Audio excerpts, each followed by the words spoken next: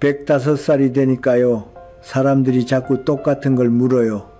영감님, 뭘 드시고 그렇게 정정하세요? 무슨 약초 같은 거 있으세요? 어디 비방이라도? 그런 눈빛으로 저를 봐요. 그럼 저는 매번 똑같은 대답을 합니다. 그런 거 없습니다. 처음 듣는 사람들은 다 실망한 표정이에요. 100살 넘은 늙은이가 무슨 비밀을 숨기고 있을 거라고 믿고 싶은 거지요. 그 마음 모르지 않아요. 저도 젊었을 때는요, 오래 산 노인들 보면서 그렇게 생각했거든요. 분명히 뭐가 있을 거다. 우리만 모르는 뭐가. 근데요, 정말이지 없어요. 그런 약초도 없고 비방도 없고 신비한 수련법 같은 것도 없어요. 다만 한 가지는 분명히 말씀드릴 수 있어요. 제가 평생 절대 안 한 게 있다는 거. 그게 뭐냐면은 잠깐만요. 그 얘기하기 전에 먼저 한 가지 보여드리고 싶은 게 있어요. 제 어머니가 평생 김장독을 정말 잘 담그셨어요. 그 김장독 다들 아시지요? 옛날에 마당 한구석에 묻어두던 그 큰 항아리. 그게요, 겉으로 보면 멀쩡해요. 햇빛도 받고 바람도 쐬고 별일 없어 보여요. 근데 어느 봄날 어머니가 김치 꺼내려고 뚜껑을 열었는데요. 안에서 신냄새가 확 올라오는 거예요. 김치가 다 식어버린 거지요. 어머니가 항아리를 들어보시더니 그러시더라고요. 아이고, 여기 금이 갔구나. 그 금이요. 보통 사람 눈에는 안 보여요. 그 금이 언제부터 갔는지 아무도 몰라요. 겉은 멀쩡한데 안에서 조금씩 갈라지고 있었던 거지요. 그러다 어느 날 한 번에 무너집니다. 사람도 그렇게 갑니다. 큰 병으로 가는 사람은 사실 많지 않아요. 사고로 가는 사람도 흔하지 않고요. 대부분의 사람들은요, 아주 사소한 습관 몇 가지 때문에 천천히 금이 갑니다. 본인은 모릅니다. 가족도 몰라요. 그러다가 어느 날 한 번에, 저는 그걸 평생 봤습니다. 저는 임덕수라고 합니다. 올해로 105살이에요. 평생 한약 짓고 환자맥 짚던 늙은 의원입니다. 20살에 처음 어떤 할아버지의 손목을 잡아봤어요. 그게 제 첫 환자였어요. 그때부터 80살까지 진료실 문을 열었으니까요. 환자가 10,000명은 훌쩍 넘었을 겁니다. 그 10,000명의 손목을 짚으면서 저는 사람이 어떻게 무너지는지를 봤어요. 그리고 어떻게 끝까지 서 있는지도요. 저는 일제시절에 태어났어요. 보릿고개도 겪었고요. 6.25 때 피난도 갔어요. 외환위기 때는 단골 환자 절반이 약값 못 내고 사라지는 것도 봤습니다. 88 올림픽이 열렸을 때는 제가 이미 환갑이 넘었더라고요. 참 세월이 그렇게 가더라고요. 그 긴 세월이 저한테 뭘 줬느냐? 학식은 아니에요. 학문은 책에서 배우는 거고요. 저한테 준 건 눈입니다. 사람을 보는 눈. 누가 오래 가고 누가 못 가는지 그 차이를 알아보는 눈. 그래서 오늘 제가 말씀드리려고 하는 거예요.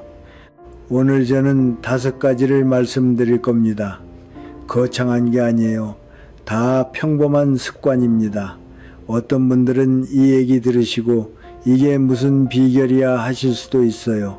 저도 압니다. 너무 단순해 보이거든요. 근데 말이죠. 바로 그게 무서운 거예요.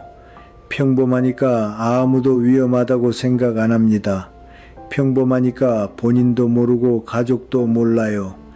아무도 위험하다고 생각은이 갑니다. 조용히, 천천히.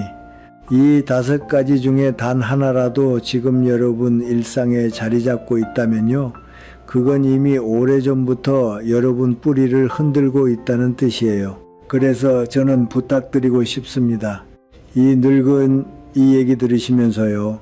솔직하게 한 번만 자기 자신한테 물어봐 주세요. 이 5가지 중에 내가 지금 하고 있는 게 있는가? 있다면 그게 언제부터인가? 그것만으로 충분합니다. 답을 듣고 나서요. 뭘 어떻게 바꾸겠다 결심하실 필요도 없어요. 그냥 알아차리는 것, 그게 전부예요. 알아차리고 나면요. 나머지는 자연스럽게 따라옵니다. 정말이에요. 자, 그럼 첫 번째 이야기부터 시작해 볼게요. 여러분, 혹시 이런 말 입버릇처럼 하지 않으십니까? 내가 알아서 할게. 도와줄 거 없어. 나 아직 멀쩡해. 이 세 마디가요. 저한테는 그렇게 무섭게 들립니다. 왜 무섭냐고요? 이 늙은이가 그 말을 입에 달고 살다가 무너지는 사람을 너무 많이 봤거든요. 특히 우리 세대요. 그 말을 자존심으로 압니다. 누구한테 손 벌리는 게 부끄러운 일이라고 배웠어요. 그게 우리가 자라온 시대였잖아요. 6.25 끝나고 다 폐허였을 때 누가 누구를 도와줄 수가 있었습니까? 다 자기 살기 바빴지요. 그 시절에 우리는 이를 악물고 혼자 일어선 사람들이에요. 그 경험이 우리한테 강한 마음을 줬어요. 그건 분명히 좋은 거예요. 근데요, 그게 노년에 들어오면 독이 됩니다. 정말이지 독이 돼요. 제 환자 중에 박수님 할머니라는 분이 계셨어요. 지금도 가끔 그분 얼굴이 떠올라요. 78 되시던 해에 처음 우리 한약방에 오셨는데요. 첫 인상이 그냥 어떻게 말씀드려야 할지 참 단단한 분이셨어요. 눈빛이 그래요. 누구한테 기댈 사람이 아니구나. 한 번에 알아볼 수 있는 그런 눈빛. 남편은 외환위기 때 보내셨다고 했어요. 사업 잘못돼서 마음고생 하시다가 그렇게 가셨다고. 그 후로 시장 통해서 야채 장사를 시작하셨다더라고요. 70이 넘은 나이에요. 자식들이 있었어요. 둘이나. 그런데 박 할머니는 자식들한테 절대로 도와달라는 말씀을 안 하셨대요. 명절에 잠깐 다녀가는 거 말고는 거의 안 만나셨고요. 자식들이 엄마같이 살자 해도 내 집 너희한테 안 지운다 하시며 끝까지 거절하셨다고 했어요. 저한테 처음 오셨을 때 무릎이 많이 안 좋으셨어요. 진맥을 짚어보니까 기력이 다 빠져 있더라고요. 제가 그랬어요. 할머니, 이거 야채 장사 그만하셔야 합니다. 무릎이 견딜 수가 없어요. 그러니까 박 할머니가 뭐라 하셨는지 아세요? 임 선생, 내가 안 하면 누가 해요? 그 말이 지금도 귀에 남아 있습니다. 내가 안 하면 누가 해요? 자식들이 있는데도요. 도와주려는 사람이 있는데도요. 그분은 끝까지 내가 한다고 하셨어요. 그게 자기를 지키는 길이라고 믿으셨어요. 누구한테 신세지면 사람이 무너진다고 생각하셨어요. 저는 그게 자존심이 아니라는 걸 알았어요. 그건 무서움이었어요. 도움을 받는 순간 자기가 약해 보일 것 같은 무서움, 자식들한테 짐이 될 것 같은 무서움, 그 무서움을 자존심이라는 이름으로 포장하고 계셨던 거예요. 자존심하고 고집은 다릅니다. 자존심은요, 자기를 존중하는 거예요. 고집은요, 자기를 가두는 거예요. 이게 비슷해 보여도 완전히 다른 겁니다. 많은 분들이 이 둘을 혼동해요. 도움을 거절하면서 자존심을 지킨다고 생각하시는데요. 사실은 자기를 점점 더 좁은 방 안에 가두고 계신 거예요. 박 할머니가 어떻게 되셨냐고요? 그 해 겨울이었어요. 새벽에 시장 가시려고 집을 나섰는데요. 골목길 가네 개이제 가니 개 겨울이었었대요. 발을 헛디뎌서 그 자리에서 골반이 부러지셨어요. 그 새벽에 골목엔 사람이 없었지요. 그렇게 1시간 반을 그 자리에 누워 계셨대요. 1시간 반이요. 지나가던 우유 배달 청년이 발견했다고 합니다. 병원에 실려가셨고 수술도 잘 됐어요. 그런데요, 그 후가 문제였어요. 박 할머니는 회복이 너무 더디셨어요. 의사들이 다 이상하다고 했어요. 수술은 잘 됐는데 왜 일어나질 못하시지? 저는 알았어요. 그건 의학적인 문제가 아니었어요. 박 할머니는 그 골목길에서 1시간 반을 누워 계시면서 무너지신 거예요. 몸이 아니라 마음이요. 평생 내가 한다고 살아오신 분이 처음으로 아무것도 못하는 자기를 본 거죠. 그 사실을 받아들이지 못하셨어요. 6달 후에 떠나셨습니다. 임종 직전에 제가 병문안을 갔어요. 그날따라 정신이 또렷하셨어요. 제 손을 잡으시더니 작은 목소리로 이렇게 말씀하시더라고요. 임 선생, 내가 강한 줄 알았는데요. 사실은 외로웠던 거였어요. 그걸 인정을 못했던 거예요. 저는 그 자리에서 한참을 울었습니다. 박 할머니 손이 그렇게 작더라고요. 평생 야채 다듬으시던 그 거친 손이요. 그렇게 작게 느껴진 적이 없었어요. 박 할머니를 죽인 건요, 빙판이 아니었어요. 내가 알아서 할게요. 그 한마디였습니다. 이 늙은이가 100년 가까이 살면서 깨달은 게 하나 있어요. 사람을 죽이는 건 외로움이 아니에요.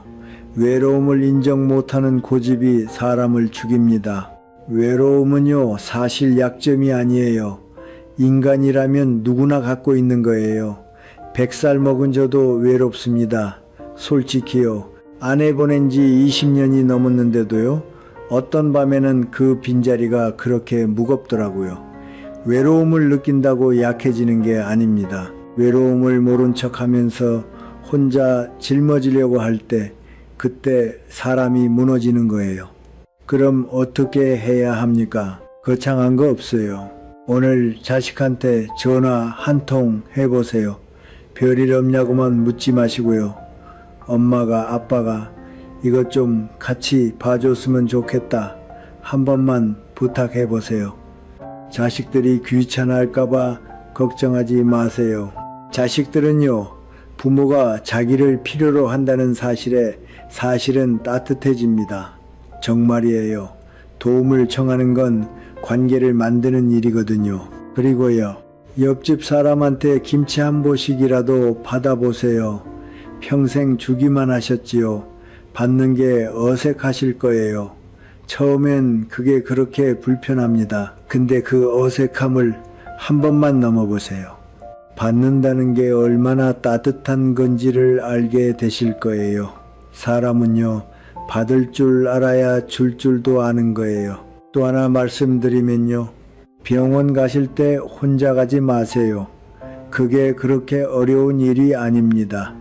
자식이 멀리 있어도요. 동네 분이라도 같이 가보세요. 진료실 앞에서 같이 기다려주는 사람이 있다는 것만으로요. 그 진료의 결과가 달라집니다. 의학적으로요. 마음이 편하면 몸이 회복돼요. 이건 제가 평생 봐온 거예요. 손을 내미는 건요. 약해지는 게 아닙니다. 손을 내미는 건요. 살아있다는 표시예요. 자기 혼자서 다 짊어지려는 그 무거운 짐을요. 오늘 하루만 내려놓아 보세요. 누군가한테 나 좀 도와줄래요? 한 번만 말해보세요. 그 한마디가요. 김장독에 간 첫 번째 금을 메우는 시작입니다. 박 할머니가 그 골목길에서 누워 계실 때요. 만약 누구한테든 같이 가자 한마디만 하셨다면요. 그 골절은 없었을 거예요. 그 6달의 고통도 없었을 거고요. 그 임종도 그렇게 외롭지 않았을 거예요. 저는 그게 평생 안타까웠습니다. 그래서 여러분께 부탁드리는 거예요. 박 할머니 같은 길을 가지 마시라고요. 자, 그런데 이렇게 손을 내밀고 나면요. 그 다음에 해야 할 게 있어요. 그게 뭐냐면 말이죠. 지금도 가끔 떠오르는 장면이 있습니다. 새벽 5시 반. 아직 해가 안 떴어요. 골목길에 안개가 자욱하던 그 시간이요. 옛날 우리 동네에는요. 그 시간에 골목 끝에서 두부 장수 종소리가 들렸어요. 딸랑딸랑. 그 소리 들리면 동네 어르신들이 하나둘씩 나오셨어요. 두부 사러 나오시는 게 아니라요. 그냥 걸으러 나오시는 거였어요. 두부 종소리가 일종의 알람이었던 셈이지요. 저도 그중 한 명이었어요. 40살 때부터 시작했으니까요. 벌써 65해째예요. 비가 와도 눈이 와도 아내가 아팠을 때만 빼고요. 그것 말고는 거의 걸은 적이 없습니다. 이 얘기하면 사람들이 그래요. 영감님은 의지가 대단하세요. 저는 그 말 들으면 좀 부끄러워요. 의지가 아니거든요. 그냥 안 걸으면 제가 못 견뎌요. 그게 다예요. 근데 요즘은 두부 종소리도 안 들리고요. 어르신들이 새벽에 나오시는 모습도 거의 못 봅니다. 아, 어디 가셨을까요? 소파예요. 텔레비전 앞이요. 그게 우리 시대 노년이 가는 자리가 됐어요. 이해는 합니다. 평생 일하셨잖아요. 새벽 5시에 일어나서 공장 가시고 시장 가시고 논으로 나가시고 그렇게 사신 분들이에요. 이제는 좀 쉬어야지. 그게 보상이지.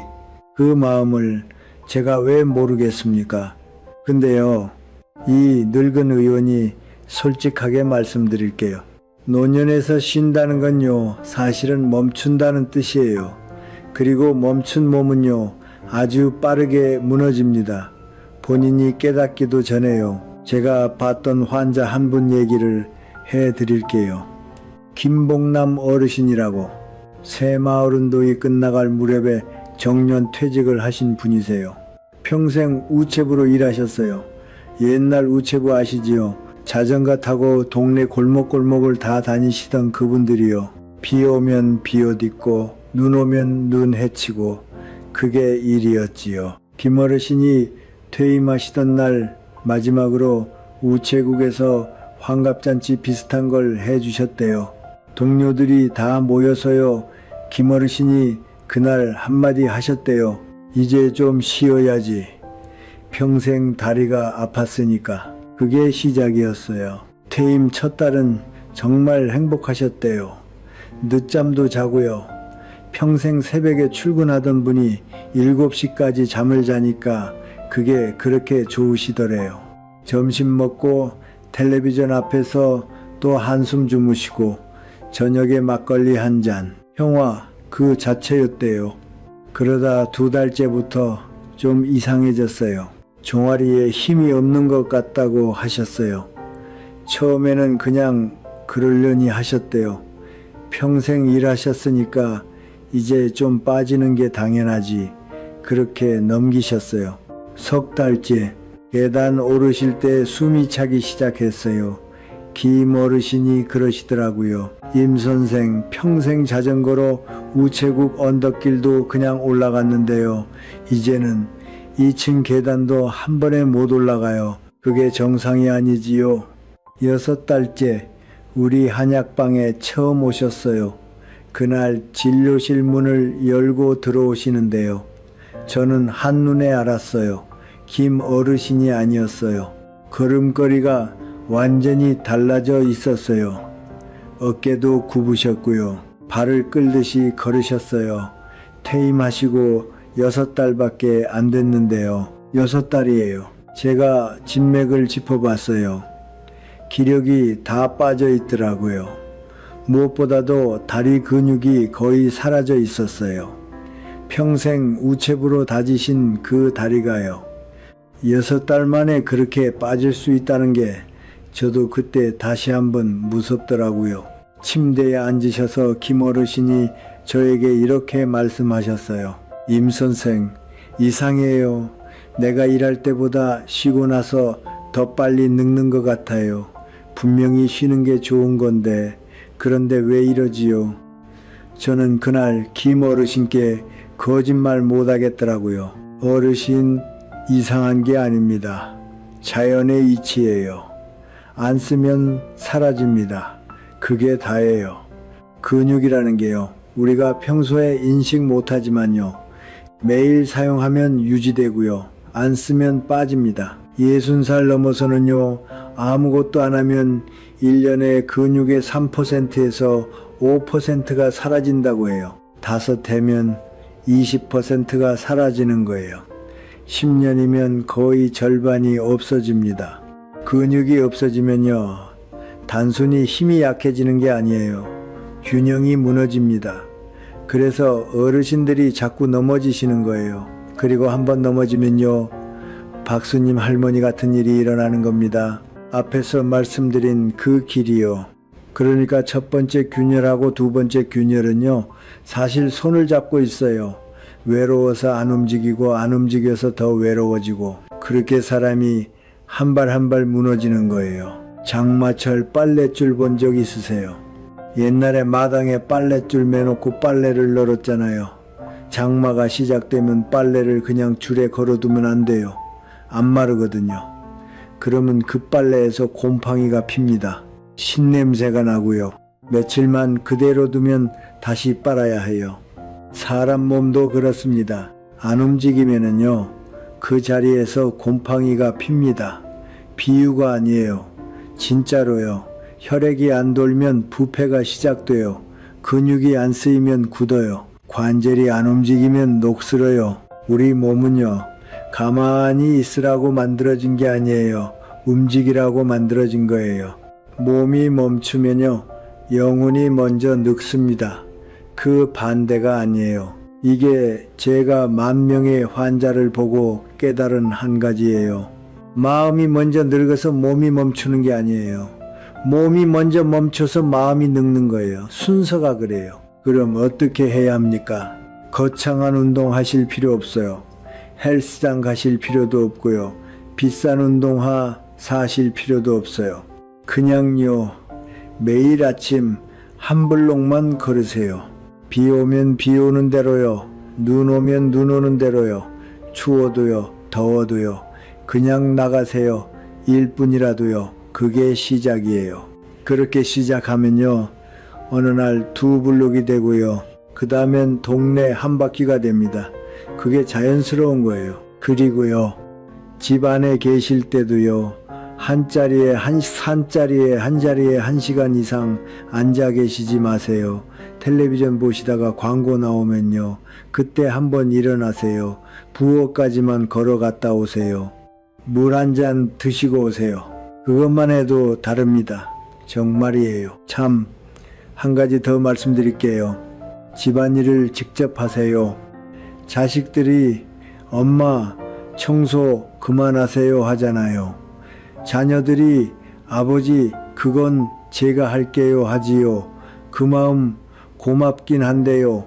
다 받지 마세요. 그게 그분들 효도라고 생각하시지만요, 사실은 어르신들을 더 빨리 늙게 만드는 길이에요. 청소하시면서요, 빨래 넣으시면서요, 설거지 하시면서요, 그게 다 운동입니다. 그게 다 살아있다는 표시예요. 누가 다 해주는 삶이요, 편한 것 같지만 사실은 죽음으로 가는 길이에요. 저는 105살이지만요, 지금도 제 그릇은 제가 닦아요. 제 빨래는 제가 널고요. 가끔 며느리가 아버님 저 주세요 할 때마다 그래요. 내가 하마, 이게 내 운동이다. 며느리는 처음에는 서운해 하더라고요. 효도 못하게 한다고. 근데 이제는 알아요. 그게 진짜 효도라는 걸요. 오늘 한 가지만 부탁드릴게요. 지금 이 얘기 듣고 계신 그 자리에서요, 일어나 보세요. 또름이에요. 그냥 한 번이요, 의자에서 일어나서 창문 안 하지만 걸어갔다 오세요. 그게 내일은 2걸음, 모레는 3걸음.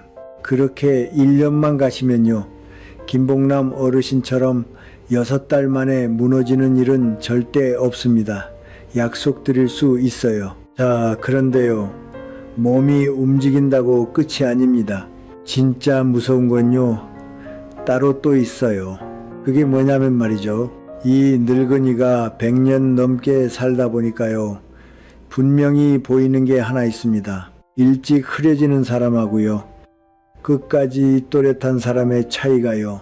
그게 뭐냐고요? 학식이 아닙니다. 학식이 많아도 일찍 흐려지는 분들 많이 봤어요.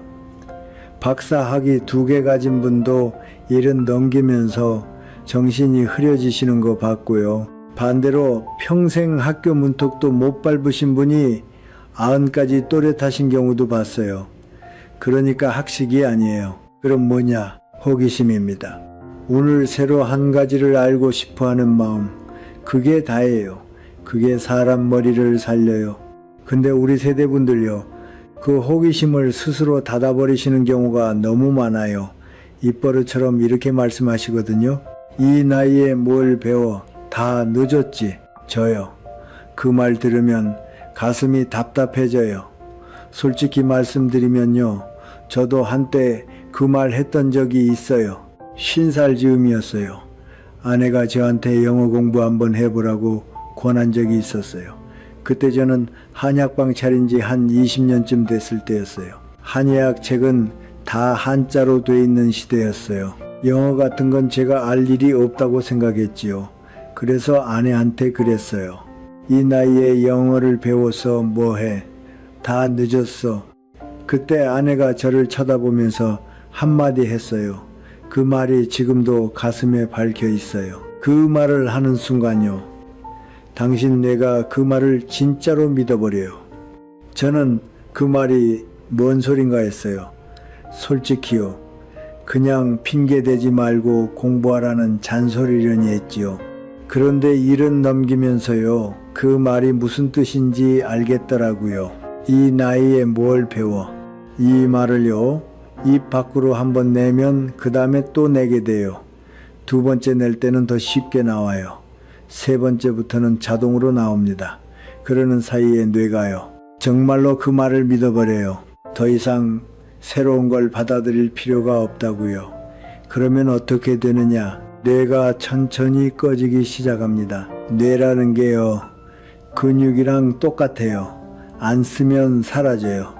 그것도 근육보다 더 무섭게 사라져요. 근육은 다시 키울 수 있잖아요. 뇌는요. 한번 꺼진 회로는 다시 켜기가 그렇게 어렵습니다. 제가 만난 환자 중에 이정혜 할머니라고 계셨어요. 88 올림픽이 끝난 그 다음 해였어요. 그때 이 할머니가 처음 우리 한약방에 오셨어요. 72 되셨을 때였어요. 남편을 한 해 전에 보내시고요. 우울증이라고 큰 병원에서 약을 처방 받으셨는데도 차도가 없으셔서 한약 한번 지어보겠다고 오신 거예요. 진료실 의자에 앉으셔서 제일 먼저 하신 말씀이 뭐였느냐. 이제 다 끝났어요. 평생 살림만 하셨대요. 남편이 모든 걸 다 해주셨다고. 은행 가는 것도 남편이, 동사무소 가는 것도 남편이, 자식들 학교 일도 남편이. 72살이 되도록요. 이 할머니는 혼자 은행에 가본 적이 없으셨대요. 글자도 잘 못 읽으신다고 하셨어요. 한글을 제대로 못 배우신 거였어요. 옛날에 시골에서 여자아이는 학교 안 보내던 시절이었거든요. 남편이 돌아가시고 나니까요. 이 할머니는 진짜로 다 끝난 거예요. 글을 못 읽으니까 청구서가 와도 무슨 청구서인지 모르고요. 은행 통장 정리도 못 하시고 자식들이 보내주는 편지도 못 읽으셨어요. 답장도 못 쓰시고요. 저는 그날 진맥을 짚으면서 한참 생각했어요. 이분께 무슨 약을 드려야 할까? 보약, 항우울 효과 있는 한약. 아무리 생각해도 그게 답이 아닌 것 같았어요. 약으로 채울 수 있는 빈자리가 아니었거든요. 제가 그날 진료가 끝나고 이 할머니께 이렇게 말씀드렸어요. 할머니, 약 처방은 해드릴 텐데요. 한 가지 부탁이 있어요. 동네 노인복지관에서 한글 교실 한다는데요. 거기 한번 가보시면 안 되겠습니까? 이 할머니가 저를 한참 보시더니요. 어이가 없다는 표정으로 그러시더라고요. 임 선생, 내가 72이에요. 이제 와서 한글을 배워서 뭐해요? 죽기 전에 졸업도 못할 텐데. 저는 그날 이 할머니께 이렇게 말씀드렸어요. 할머니, 졸업하시려고 배우는 게 아닙니다. 살아계시려고 배우는 거예요. 이 할머니가 그 말에 한참을 가만히 계시더라고요. 다음 진료 때까지 한 달이 걸렸어요. 한 달 후에 이 할머니가 다시 오셨어요. 그때 진료실 문을 열고 들어오시면서 좀 머쓱한 표정으로 그러시더라고요. 임 선생, 그 한글 교실 각인가 봤어요. 저는 그 한마디에 그날 진료가 다 끝난 기분이었어요. 약보다 그 한마디가 더 효과가 좋았거든요. 1년이 지났어요. 그 1년 동안 이 할머니는 계속 우리 한약방에 오셨어요. 처음에는 약 받으러요. 그러다 차차 그냥 얘기하러 오셨어요. 한글 교실에서 뭘 배웠다고, 새로운 글자를 알게 됐다고, 자식들 이름을 직접 써봤다고, 그런 얘기를요. 그 얘기를 하시는 이 할머니의 눈빛이요. 처음 진료실에 오셨을 때 그 눈빛이 아니었어요. 1년 만에 다른 사람이 되셨어요. 그날 진료실 의자에 앉으신 이 할머니가 가방에서 무언가를 꺼내시더라고요. 손바닥만 한 종이었어요. 그걸 저한테 내미시면서 그러시더라고요. 임 선생한테 처음 쓴 편지예요. 받아주세요. 그 편지를 펴보니까요. 삐뚤빼뚤한 한글로요. 이렇게 적혀 있었어요. 임 선생님, 이른둘에 처음 기억 니은을 배웠는데요. 그게 사는 거였어요. 죽어있던 내가 살아난 거였어요. 고맙습니다. 저는 그 편지를 들고 한참을 울었습니다. 진료실에서요. 환자 앞에서요. 늙은 의원이 울면 어쩌나 싶었는데도 멈추지가 않더라고요. 이 할머니가 휴지를 건네주시면서 같이 우셨어요. 이른둘이 늦은 게 아니었어요. 그날 저는 분명히 깨달았어요. 이 나이에 뭘 배워? 이 말을요. 절대로 입에 올리지 말아야겠다고요. 이 늙은이도 그날 결심했어요. 그때 제가 75이었을 때예요. 그 후로 저는 매일 한 가지씩 새로운 걸 알려고 했어요. 신문에서 모르는 단어 하나, 라디오에서 처음 들은 노래 한 곡, 환자가 알려준 새로운 음식 이름 하나, 그렇게 매일 하나씩이요. 지금도 그렇게 살아요. 105살에도요. 어제 알던 것만 붙들고 있으면요. 그 어제도 결국 잊어버립니다. 이게 무서운 거예요. 새로운 걸 안 받아들이면요. 옛날 것도 같이 사라져요. 뇌는 그렇게 돼 있어요. 그럼 어떻게 해야 합니까? 오늘 아침에요. 신문을 읽으세요. 신문이 어려우시면 그냥 동네 어디 광고지라도 좋아요. 그 안에서 모르는 단어 하나만 찾으세요. 딱 하나요. 그게 뭔지 자식한테 물어보세요. 그러면 자식이 알려줄 거예요. 그 한 가지가요. 오늘 하루 여러분 뇌를 살립니다. 그리고요. 손주가 핸드폰 보고 있잖아요. 한참 보고 있을 때 옆에 가서 그러세요. 할머니한테도 그거 좀 알려주라. 손주들은 처음에는 귀찮아할 거예요. 솔직히요. 근데 한 번 알려주고 2번 알려주다 보면요. 그게 그 손주의 자랑이 됩니다. 그리고 할머니한테는 그게 운동이에요. 머리 운동. 또 하나는 말이죠. 오늘 한 번도 안 가본 길로 걸어보세요. 그게 진짜 신기한 거예요. 늘 다니던 길 말고요.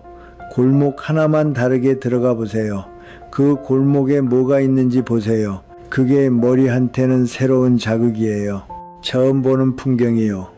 거창한 학원 다닐 필요 없어요. 비싼 책 사실 필요도 없고요. 매일 하나씩이요. 그게 다입니다. 저는 105살에도요. 오늘 한 가지를 새로 알았어요. 아침에 며느리가 처음 보는 채소를 사왔어요. 콜라비라는 거예요. 처음 들어봤어요. 그 이름이 외국말이라더라고요. 어쨌든요. 오늘 콜라비라는 걸 처음 알았어요. 그러면 오늘 하루는요. 제 뇌가 살아있었던 거예요. 그것만으로 충분합니다. 지금 이 얘기 듣고 계신 그 자리에서요. 한 가지만 결심해 주세요. 내일 아침에요. 일어나자마자 모르는 거 하나만 찾아보겠다고요. 딱 하나요. 그게 시작입니다. 자, 그런데요. 이렇게 몸 움직이고 머리도 깨워두면 다 된 것 같지요. 근데 아닙니다. 진짜 무서운 게 또 있어요. 그게 뭐냐면요. 밤이에요. 밤이 문제예요. 옛날에 한 환자분이 저에게 이런 말씀을 하셨어요. 임 선생, 나는 밤이 무서워서 텔레비전을 안 끄고 자요. 그 말을 듣고 저는 그분 얼굴을 한참 봤어요. 그분이 무슨 뜻으로 그 말을 하셨는지 알 것 같았거든요. 사실은요, 그 말 한마디 안에 그분 인생의 절반이 들어 있었어요. 여러분도 혹시 그러십니까? 조용한 게 무서워서요. 잠들기 전에 텔레비전 켜놓으시고요. 어떤 분은 라디오를 트시고요. 요즘은 핸드폰으로 유튜브 보다가 그대로 주무시는 분들도 많다고 들었어요. 한 영상만 본다고 시작하셨다가 어느새 1시간이 지나 있고 그러다 새벽 2시까지 깨어 계시고요. 저는 그 마음을 압니다. 정말이지 압니다. 조용해지면요, 그때 자꾸 떠오르거든요. 옛날에 했던 후회, 누가 나한테 했던 모진 말, 자식한테 서운했던 그 일, 배우자한테 못해준 거, 친구한테 오해받은 거, 그런 게 다 떠올라요. 평소에는 잘 잊고 살았는데요. 밤이 되면 다시 살아납니다. 그래서 사람들은요, 그 떠오름을 피하려고 화면을 켭니다. 누군가의 목소리가 있으면요, 누군가의 이야기가 흘러가면요, 내 생각을 안 해도 되거든요. 내 후회를 마주 안 봐도 되고요. 근데요, 이 늙은 의원이 솔직하게 말씀드릴게요. 그 침묵에서 도망치려고 화면을 켜는 그 순간에요, 사실은 자기 자신한테서 도망치고 계신 거예요. 밤이 무서운 게 아닙니다. 밤이 무서운 사람은요, 사실은 자기 자신이 무서운 거예요. 그게 진실이에요. 제가 만난 환자 중에 최영길 어르신이라고 계셨어요. 외환위기 직후에 처음 우리 한약방에 오셨어요. 그때 그분이 환갑이 좀 안 됐을 때였어요. 직업이 목수셨대요. 평생 한옥을 짓고 가구를 만드시던 분이요. 손이 그렇게 단단하시더라고요. 진맥할 때 손목을 잡으니까 그 손이 옛날 사람의 손이었어요. 평생 나무하고 살아온 손이요. 처음 진료실에 들어오시면서 그러시더라고요. 임 선생, 잠을 못 자요. 1년이 넘었어요. 들어보니까 사연이 있더라고요. 40대 후반에 사업을 시작하셨대요. 가구 공장이요. 그게 처음에는 잘 됐대요. 직원이 15명까지 갔다고요. 그러다 외환위기가 터졌어요. 거래처가 다 무너졌고요. 그분도 모든 걸 다 잃으셨어요. 공장도 집도요. 거기까지는 그래도 견디셨대요. 근데요, 그 과정에서 가족하고 멀어지신 거예요. 부인이 먼저 떠나셨고요. 자식들도 아버지에 대한 원망이 깊어졌대요. 사업 망한 게 다 아버지 책임이라는 거였어요. 사실은 그게 아닌데도요. 사람이 무너지면 누군가 탓할 사람이 필요하잖아요. 그게 아버지였던 거예요. 이 어르신이 그 후로 잠을 못 주무신 거예요. 밤만 되면요, 그때 일이 자꾸 떠오른대요. 직원들 마지막 월급 못 준 거, 부인이 짐 싸고 나가던 그 새벽, 큰아들이 마지막에 한 말, 그게 다 떠오른다고요. 그래서 텔레비전을 켰대요. 처음에는 뉴스, 그 다음에는 드라마 재방송, 나중에는 새벽까지 하는 홈쇼핑 방송까지요. 그렇게 1년을 사셨어요. 저한테 오셨을 때는요, 얼굴이 그냥 잿빛이었어요. 진맥을 짚어보니까 기력이 다 빠져 있었고요. 잠을 제대로 못 자서 몸이 망가질 대로 망가져 있었어요. 한약을 처방해 드리면서 제가 한 가지 부탁을 드렸어요. 어르신, 약은 드리겠는데요. 한 가지만 약속해 주세요. 매일 밤 10시에요. 텔레비전을 끄세요. 그리고 그냥 누워 계세요. 5분만이요. 딱 5분만 가만히 누워 계세요. 이 어르신이 저를 어이없다는 듯이 쳐다보시더라고요. 임 선생, 그게 안 되니까 잠을 못 자는 거예요. 텔레비전 끄면 그때 그 일들이 다 떠오를 텐데요. 저는 그날 이렇게 말씀드렸어요. 어르신, 그 떠오르는 일들이요. 어차피 평생 따라다닐 겁니다. 도망쳐도 안 사라져요. 그러니까 한 번만 마주 보세요. 5분만요. 그게 시작이에요. 이 어르신은 한참 가만히 계시다가 알겠다고 하셨어요. 안 될 것 같다는 표정으로요. 한 달이 지나서 다시 오셨어요. 그날 표정이요. 화가 나신 표정이었어요. 임 선생 못 견디겠어요. 5분이 아니라 1분도 못 견디겠어요. 텔레비전 끄자마자 그 옛날 일이 막 밀려와요. 어떤 날은 울었고요. 어떤 날은 그냥 다시 텔레비전 켰어요. 저는 그 말을 듣고 오히려 안심이 됐어요. 왜냐하면요, 그게 정상이거든요. 평생 도망친 것을 한 번에 마주 보면요, 그게 사람을 칠 수밖에 없어요. 한 달 만에 다 정리되면 그게 이상한 거예요. 그래서 이 어르신께 다시 말씀드렸어요. 어르신 잘하고 계신 거예요. 울어도 괜찮아요. 다시 켜셔도 괜찮고요. 다만 내일 또 한 번만 5분 끄세요. 그것만 하시면 됩니다. 2달째 이 어르신이 진료실에 오셔서 그러시더라고요.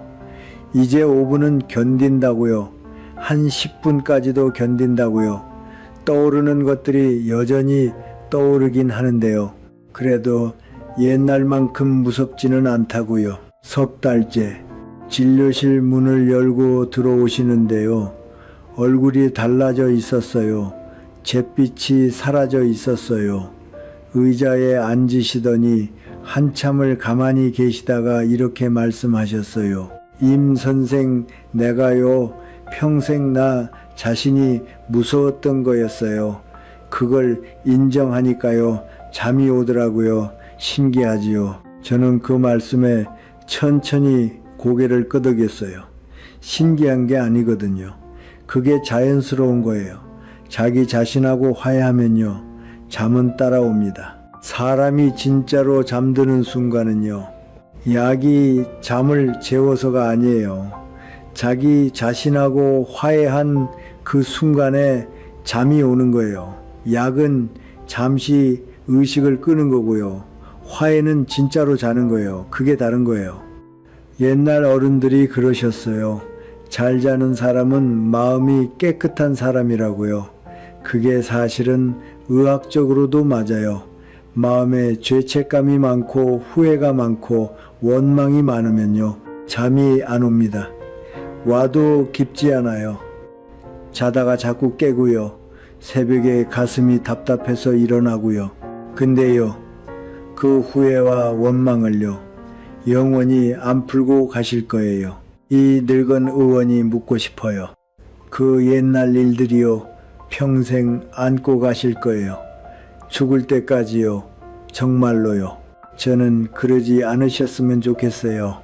밤이 무서운 사람은요, 사실은 밤이 무서운 게 아니에요. 자기 자신이 무서운 겁니다. 그 무서움이요, 평생 도망친다고 안 사라져요. 한 번만 마주 보세요. 그 순간 사라지기 시작합니다. 그럼 어떻게 해야 합니까? 오늘 밤이요, 10시에요. 딱 5분만 텔레비전 끄세요.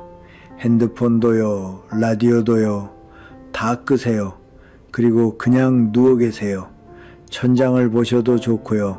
눈을 감으셔도 좋아요. 5분이요. 그뿐이에요. 처음에는요, 못 견디실 수도 있어요. 그래도 괜찮아요. 안 되면 다시 켜셔도 돼요. 다만 내일 또 5분 끄세요. 그것만 해보세요. 그리고요, 옛날 일이 떠오르면요, 도망치지 마세요. 한번 마주 보세요. 그리고 그 기억한테 이렇게 말해주세요. 너 또 왔구나. 이제 그만 가도 돼. 그리고 천천히 보내세요. 그 기억은요, 그렇게 한번 보내면 다음에는 좀 덜 와요. 정말이에요. 참, 한 가지 더 말씀드릴게요. 잠들기 전에는요, 핸드폰 절대로 보지 마세요. 그 파란 불빛이요, 우리 몸한테 아직 잘 시간 아니야 하고 거짓말을 한답니다. 멜라토닌이라고 잠 호르몬이 있는데요. 그게 그 파란 불빛 때문에 안 나오는 거예요. 그래서 잠이 안 옵니다. 와도 얕고요. 자다가 자꾸 깨고요. 그러니까 10시 이후에는요. 화면을 다 끄세요. 그게 가장 좋은 수면제예요. 비싼 약 살 필요 없어요. 최영길 어르신이 그렇게 1년을 더 사시고요. 어느 날 한약방에 오셔서 그러시더라고요. 임 선생, 이제 텔레비전 안 켜고 자요. 조용한 게 좋아졌어요. 그 한마디 들으면서 저는 알았어요. 이분이 이제 진짜로 사시는구나. 자기 자신하고 화해한 사람만이요. 진짜로 깊이 잠들 수 있습니다. 그리고 깊이 잠든 사람만이 다음날 아침에 진짜로 살아있어요. 자, 그런데요. 이렇게 자기 자신하고 화해하고 나면요. 다음에 해야 할 게 하나 더 있어요. 자기 자신을 어떻게 돌볼 것인가요? 그게 마지막 이야기예요. 솔직히 말씀드리면요. 저도 한때 그랬어요. 이 늙은 의원이 평생 환자들한테는 잘 드세요. 정성껏 드세요. 그렇게 말했는데요. 정작 저 자신은요. 한참 동안 그러지 못했던 시기가 있어요. 아내가 먼저 떠나고 나서였어요. 80살 즈음이었지요. 아내하고 저는요. 한약방에서 만났어요. 아내가 환자로 왔다가요. 그게 2년이 됐어요. 결혼하고 50몇 년을 같이 살았는데요. 아내가 먼저 가더라고요. 위암이었어요. 발견했을 때는 이미 늦었고요. 그날 이후로요. 저는 부엌에 들어가기가 그렇게 싫었어요. 부엌에 들어가면요. 안에 손때가 묻어있는 게 한 가지씩 다 보였거든요. 양념통이요, 도마요, 행주요. 그런 거 보면 그 자리에서 무너졌어요. 그래서 그냥 안 들어갔어요. 한참 동안요. 처음 몇 달은 자식들이 반찬을 갖다 줬어요. 며느리가 일주일에 한 번씩 와서요.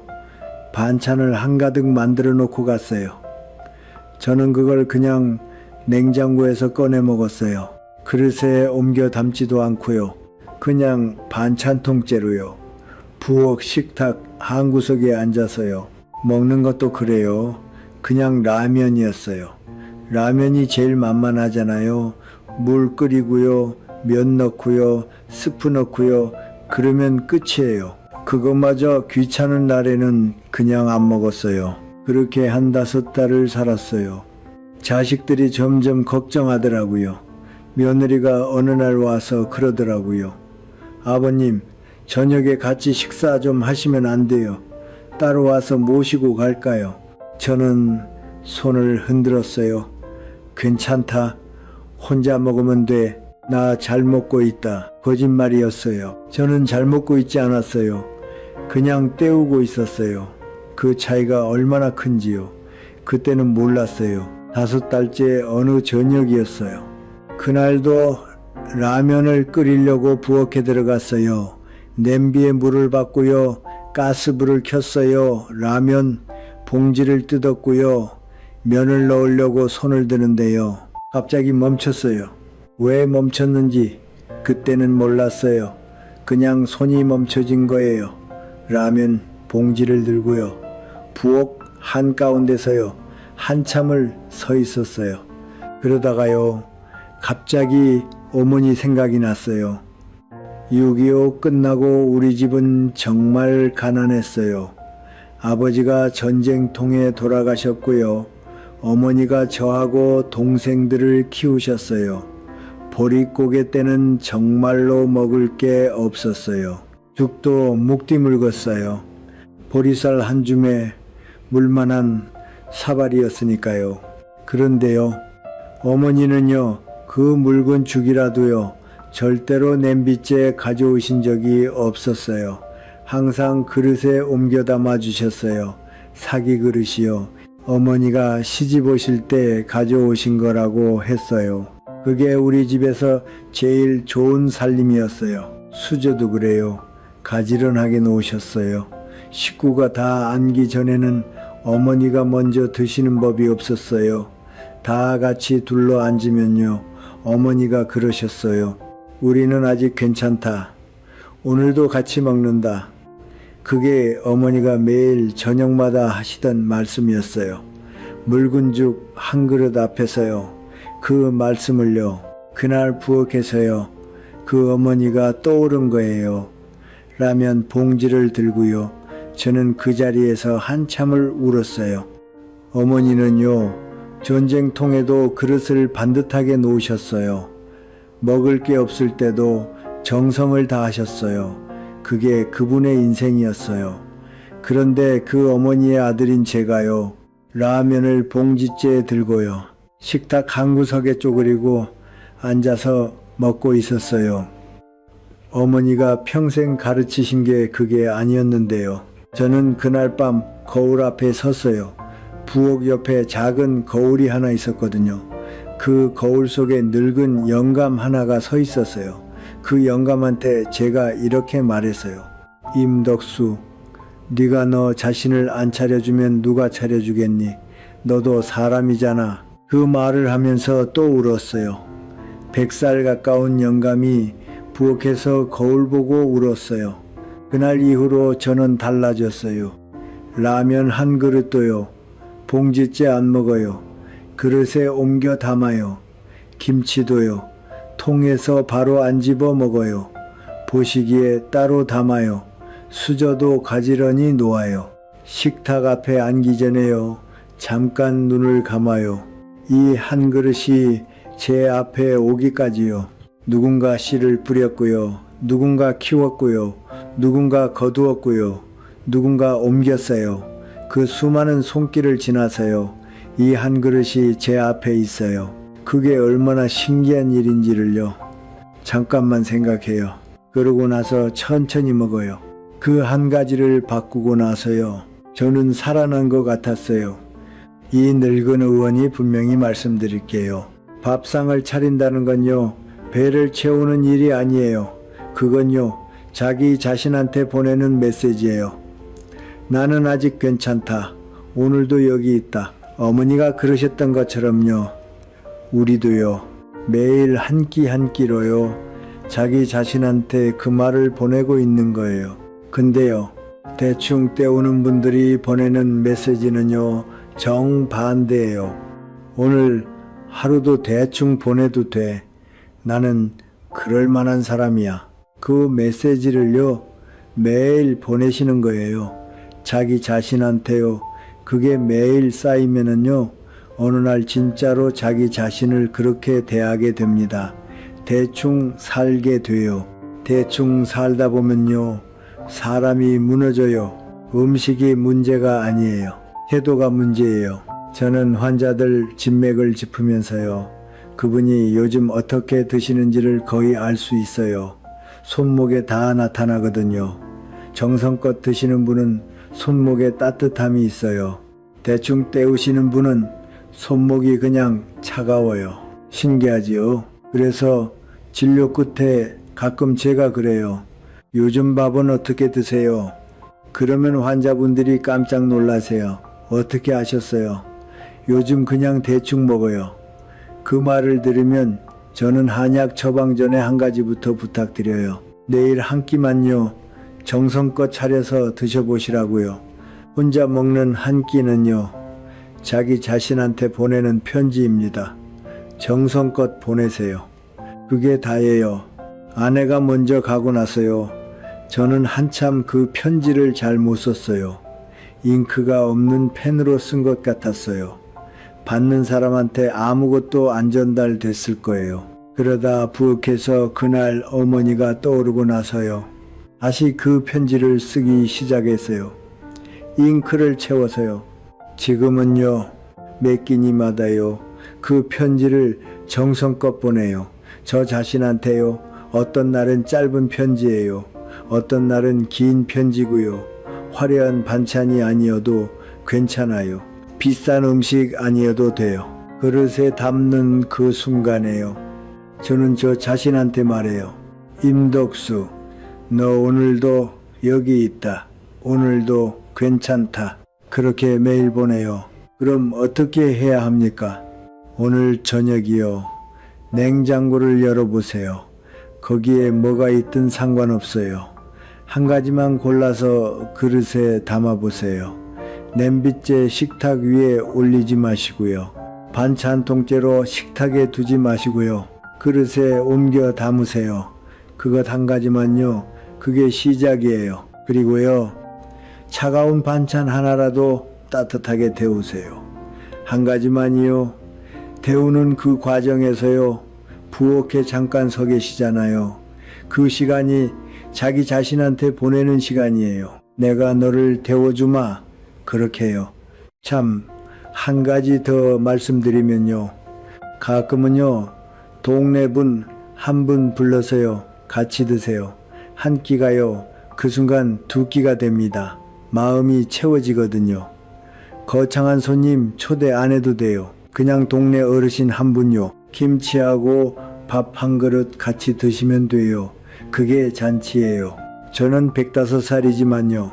지금도 매주 한 번은요. 동네 어르신 한 분 모셔요.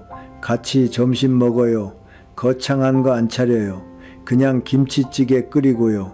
밥 한 솥 짓고요. 그게 다예요. 그런데요. 그 점심시간이요.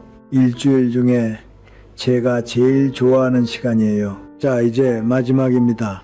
이 늙은이가 5가지를 다 말씀드렸어요. 그런데요. 정리해서 한 번 더 드릴 말씀이 있어요. 이 5가지는 사실은요. 5가지가 아니에요. 여기까지요. 이 늙은이 얘기를 끝까지 들어주신 당신께요. 정말 고맙다는 말씀부터 드리고 싶어요. 요즘 세상에요. 1시간 가까이 노인네 잔소리를 들어주시는 분이요. 얼마나 되겠습니까? 다들 바쁘잖아요. 짧은 영상에 익숙해지셨고요. 그런데도 여기까지 와주셨어요. 그 한 가지만 봐도요. 저는 알아요. 당신이 자기 자신을 진심으로 돌보고 싶은 분이라는 걸요. 그것만으로도요. 당신은 이미 절반은 와 계신 거예요. 오늘 제가 5가지를 말씀드렸어요. 정리해 드릴게요. 혼자 다 짊어지지 말 것, 손을 내밀 것, 몸이 멈추도록 두지 말 것, 한 블록이라도 걸을 것, 배움의 문을 닫지 말 것, 매일 하나만 새로 알 것, 밤의 침묵에서 도망치지 말 것, 자기 자신하고 화해할 것, 한 끼 한 끼를 정성껏 차릴 것, 자기 자신한테 편지를 보낼 것, 이 5가지를요, 들으시면서 어떠셨어요?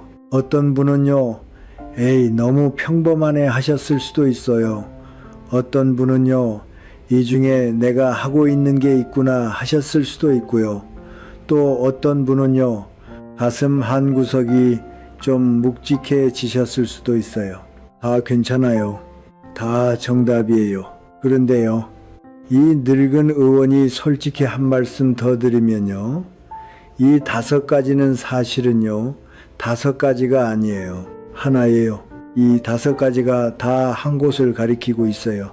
그게 뭐냐면요.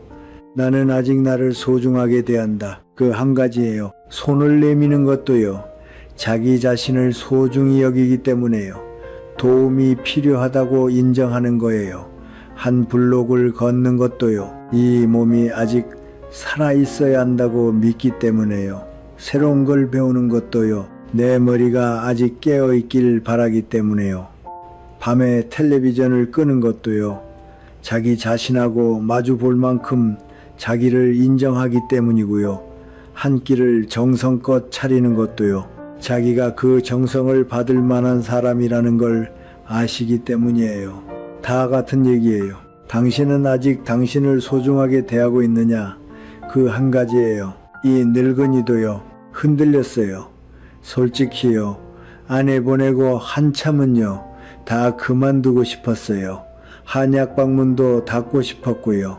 이 세상에서 그냥 조용히 사라지고 싶었어요. 100년 살면 뭐하나. 사랑하는 사람도 다 먼저 갔는데 그렇게 생각했던 시기가 있어요. 그때 저를 살린 건요. 거창한 깨달음이 아니었어요. 부엌에서라면 봉지를 들고 우는 그 순간이었어요. 그 거울 속 늙은이를 본 그 순간이요. 그게 다였어요. 그 작은 순간 하나가요. 사람을 살립니다. 처음에 제가 말씀드렸지요. 어머니의 김장동 얘기요. 겉으로는 멀쩡한데 어느 날 안에서 금이가 있더라는 그 얘기요. 그 금이요. 생각보다 무서운 것 같지요. 그렇게 들으시면 무섭게 들립니다. 그런데요. 거꾸로 생각해 보면요. 금은 메울 수 있어요. 옛날에 어머니가 그러셨어요. 김장독에 금이 가도요. 너무 깊지 않으면 찰흙으로 메울 수 있다고요. 김치를 다시 담글 수 있다고요. 사람도요. 그래요. 오늘부터요. 하나씩이라도 메우기 시작하시면요. 그 금은 더 이상 안 벌어집니다. 오늘 자식한테 한 통화만 해보세요. 오늘 한 블록만 걸어보세요. 오늘 모르는 단어 하나만 찾아보세요. 오늘 밤 10분만 텔레비전 꺼보세요. 오늘 저녁 한 끼만 그릇에 담아 드셔보세요. 5개 다 하실 필요 없어요. 하나만요. 오늘 하루요. 그것만 하세요. 내일은요. 내일 생각하세요. 그렇게 하루하루가 쌓이면요. 일주일이 됩니다. 일주일이 한 달이 되고요. 한 달이 1년이 돼요. 그러는 사이에 당신은 자기도 모르게요. 자기 자신을 다시 소중하게 대하고 있는 거예요. 이 늙은이가 분명히 약속드려요. 당신은 아직 늦지 않았어요. 100살에도 늦지 않은데요. 지금이야 말할 것도 없지요. 70이세요. 아직 멀었어요. 80이세요. 그래도 멀었습니다. 90이세요. 저보다 젊으세요. 시간 많아요. 저 임덕수는요. 105해를 살아온 늙은 의원으로서 약속드립니다. 이 5가지를요. 오늘부터 하나씩이라도 시작하시면은요. 당신의 남은 날들이 분명히 달라집니다. 거창하게 달라지지 않아요. 어느 날 아침에 일어나셨는데요. 오늘 기분이 좀 가볍네 하시는 그런 정도예요. 그런데 그 가벼움이요. 한 달, 2달 쌓이면요. 1년 후에 거울을 보시는데요. 그 거울 속 사람이 1년 전 그 사람이 아니에요. 더 또렷하고요. 더 따뜻하고요. 더 살아있어요. 정말이에요. 저는 그걸 100년 넘게 봐왔어요. 10,000명의 환자를 보면서요. 이 5가지를 하기 시작한 분들은요. 분명히 달라졌어요. 끝까지 또렷하게 사셨어요. 끝까지 따뜻하게 가셨어요. 당신도 그렇게 가실 수 있어요. 이 늙은이가요. 마지막으로 한 말씀만 더 드리고 갈게요. 인생이라는 게요. 거창한 약 한 첩으로 낫는 병이 아니에요. 매일 한 모금씩 마시는 따뜻한 차 같은 거예요. 오늘 걸으셨던 그 골목길이요. 오늘 드셨던 그 따뜻한 국물 한 모금이요. 오늘 누군가한테 건넸던 그 짧은 안부 한마디요. 그게 다 모여서요. 한 사람의 인생이 됩니다. 그게 모여서 결국 제 105해가 됐어요. 거창하게 살지 마세요. 그냥 오늘 하루를 제대로 사세요. 당신의 남은 날들이요. 조용하고요. 단단하고요. 따뜻하기를 바랍니다. 시끄럽지 않아도 충분한 날들이기를 바랍니다. 그리고요. 언젠가 당신도요. 누군가한테 이렇게 말할 수 있기를 바라요. 나는 내 삶을 살았다. 후회보다 감사가 더 많은 삶이었다. 그 한마디를 할 수 있다면요. 그게 인생이에요. 오늘 밤 잠드시기 전에요. 딱 한 가지만 부탁드리고 싶어요. 오늘 하루 중에서요. 자기 자신한테 잘했다 싶은 거 한 가지만 떠올려 보세요. 정말 작은 거라도 좋아요. 오늘 한 블록 걸었다. 오늘 그릇에 담아서 먹었다. 오늘 자식한테 전화 한 통 했다. 그 한 가지를 마음에 품고요. 눈을 감으세요.